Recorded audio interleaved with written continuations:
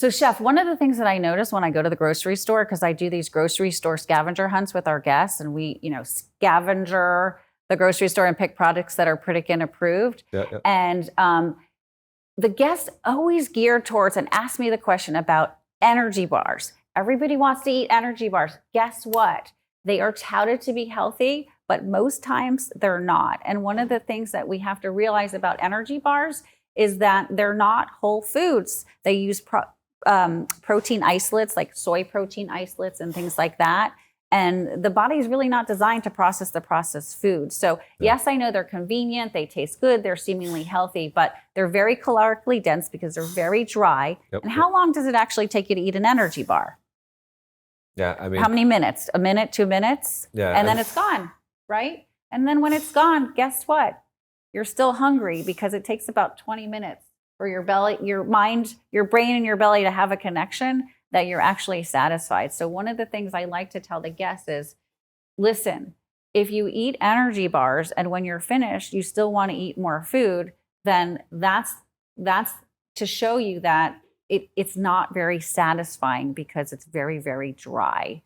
Whereas if you ate something like oatmeal, right, that'll take you a little bit longer time. It'll fill the belly, and the mind, the brain and the belly will connect and say, yeah, I'm good. Yeah, I mean, I tell people, if you're gonna, have something like an energy bar, there's better ideas as opposed to like a grab and go energy bar. Make your own little grab and go burger type of things, right? Like you can make like a broccoli quinoa burger. Quinoa has a lot of protein in it, right? Naturally. Absolutely. Make a bean patty, like a split pea patty, or and add things like rosemary, add things like oregano and fresh thyme.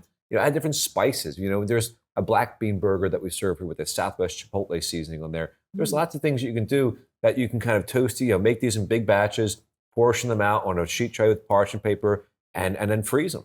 And once they're frozen, then you bag them up, and you got patties of whatever. There you have it. There's your energy bar. You know what I mean? And you can put that in a wrap. You can put that on a little burger bun, or just have it just like that, honestly. And they're nice and crunchy when you bake them in the oven for like 15 minutes or so. Yeah. I got to tell you, that new shiitake sesame burger was out of this world. Yeah. So I'm glad you like that. it. I'm going to bring that into my wheelhouse at home. Yeah, I mean, there's so many different things you can try out. I mean, our standard veggie burger is such a simple thing to make, but just changing the spices, changing the vegetables in there, those are all things you can kind of to do to tweak it, and adding grains into your things like the quinoa or wheat berries, or adding brown rice even. And adding things like lentils, also there's so many things you can add to like a burger patty that, even if you're actually using actual meat in there, try to make a 4-ounce patty, but only be like 1 or 2 ounces of actual meat. Right, and then add in the vegetable. Exactly. Wonderful hack.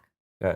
So you might need a little bit of like egg beaters or breadcrumbs just to bind it together. But that's just one little thing that you can really kind of have on hand, as opposed to having these like grab and go energy bars. Have grab and go type of different burgers, Or I love it. What a great idea. What a great idea. We got lots of good ideas here. Yes, you do, Chef. If you enjoyed this short video and you want to see another short clip, click here. If you want to see the whole entire video, then just click over here.